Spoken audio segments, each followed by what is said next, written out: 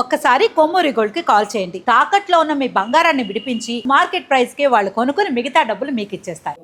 Hi, welcome to మనం TV. మనం ఉన్నది మన కోసం. నేను మీ జర్నలిస్ట్ మనోజ్. సినీ నటి మాధవీలత యాక్టర్గా కొన్ని సినిమాల్లో చేశారు అండ్ బీజేపీ లీడర్ కూడా. సో నిత్యం ఆవిడ వీడియోస్ వస్తూ ఉంటాం మనం. ఆవిడకు ఒక సపరేట్ యూట్యూబ్ ఛానల్ ఉంది. ఆవిడ కొన్ని వీడియోలు పెడుతూ ఉంటుంది హిందూ మతం గురించి, సనాతన ధర్మం గురించి. చాలా నెక్స్ట్ లెవెల్లో ట్రీట్ చేస్తూ ఉంటారు.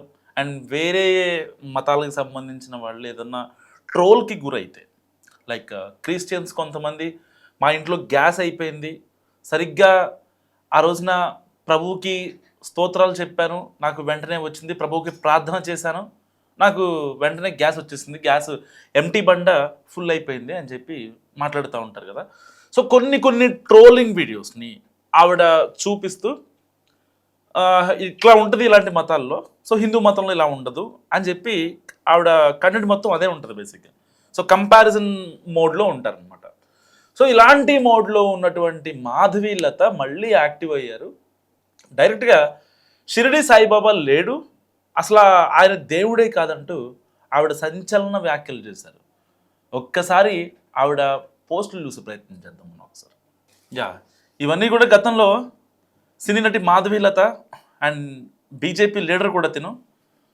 సో ఎప్పటి నుంచో దాదాపుగా 2016 నుంచి ఈవిడ బీజేపీలో యాక్టివ్గా ఉన్నారు.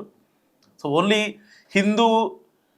హిందూ మనోభావాలు, లేదంటే బంగ్లాదేశ్లో హిందువుల మీద దాడి జరగటం కావచ్చు, ప్రపంచవ్యాప్తంగా ఎక్కడికి హిందువులకి ఏమన్నా అయినా సరే వెంటనే ఈవిడ రియాక్ట్ అవుతారు, పోస్టులు పెడతా ఉంటారు.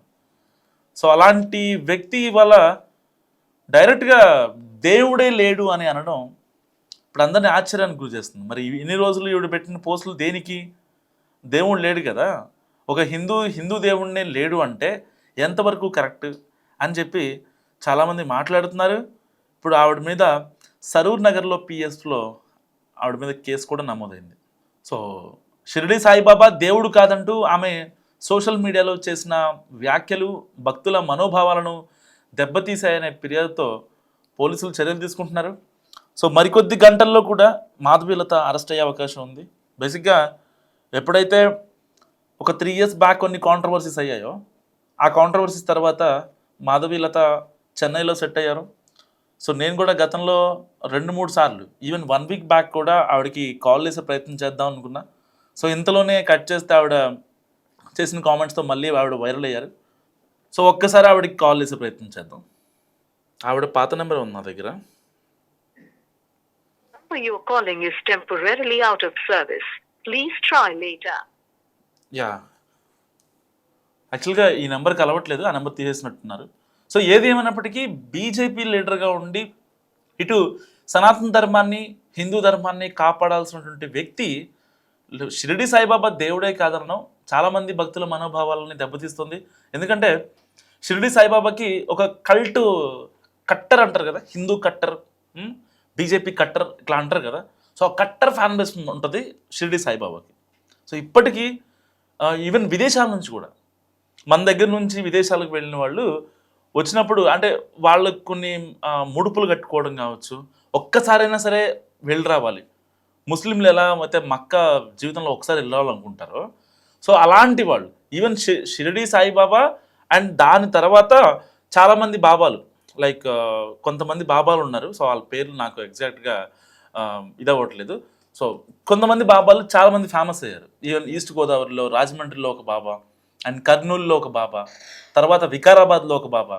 సో ఆయన దగ్గర మేము శిష్యరికం చేసామని చెప్పి చాలామంది ఉండేవాళ్ళు. సో వాళ్ళని కూడా మనం ఎవరైతే హిందువులు ఉంటారో వాళ్ళందరూ యాక్సెప్ట్ చేశారు. దాని తర్వాత వాళ్ళు కనుమరుగైపోయారు, కాలగర్భంలో కలిసిపోయారు. సో ఏదైనప్పటికీ ఎంతమంది బాబాలు వచ్చినా షిరిడి సాయిబాబాకున్న ఆ హిస్టరీ కావచ్చు, ఆ అథెంటిసిటీ కావచ్చు, నిజంగా తగ్గేది కాదు ఎక్కడ కూడా.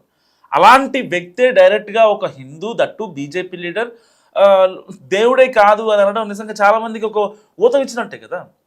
దాదాపుగా ఒక 4-5 years నుంచి మాధవీలత కొన్ని ట్వీట్లు కావచ్చు, కొన్ని వీడియోస్ కావచ్చు, కొన్ని షార్ట్స్ కావచ్చు, ఓన్లీ సనాతన ధర్మం కోసం ఆవిడ యుద్ధం చేస్తున్నారు. మరి ఆ యుద్ధాన్ని అంటే నాకు అర్థం కాని విషయం, ఇన్నేళ్ళు యుద్ధం చేసి ఇప్పుడు హిందువుల దేవుళ్ళనే కాదు అంటే ఎలా తీసుకుంటారు? ఎవరు ఏం తీసుకోవాలి? ఇంకా నిన్ను ఎలా అర్థం చేసుకోవాలి? నీ మానసిక పరిస్థితి బాగాలేదనుకోవాలా? లేదు షిరిడి సాయిబాబాకి మీకేమైనా వివాదం ఉందనుకోవాలా? అసలు వాళ్ళ ఫ్యాన్ బేస్కి మీ ఫ్యాన్ బేస్కి సంబంధం ఏంటి? మీరు సినిమాలు తీసుకుంటూ లేకపోతే ఇప్పుడు ఇంకా ఇన్యాక్టివ్ అయ్యారు కాబట్టి సో ఇప్పుడు బీజేపీలో అంత కొంచెం యాక్టివ్గా ఉన్నారు. ఆ చెన్నైలో జరిగే కొన్ని ఈవెంట్స్కి ఆ బీజేపీ నేషనల్ లెవెల్ లీడర్స్ వచ్చినప్పుడు సో అప్పుడు కొంచెం మీరు యాక్టివ్గా ఉంటారు, పోస్టులు పెడతా ఉంటారు. సరే సార్, ఈ క్రిస్టియానిటీ గురించి ఏమన్నా వీడియోస్ వైరల్ అయితే పెట్టుకుంటూ ఉంటారు.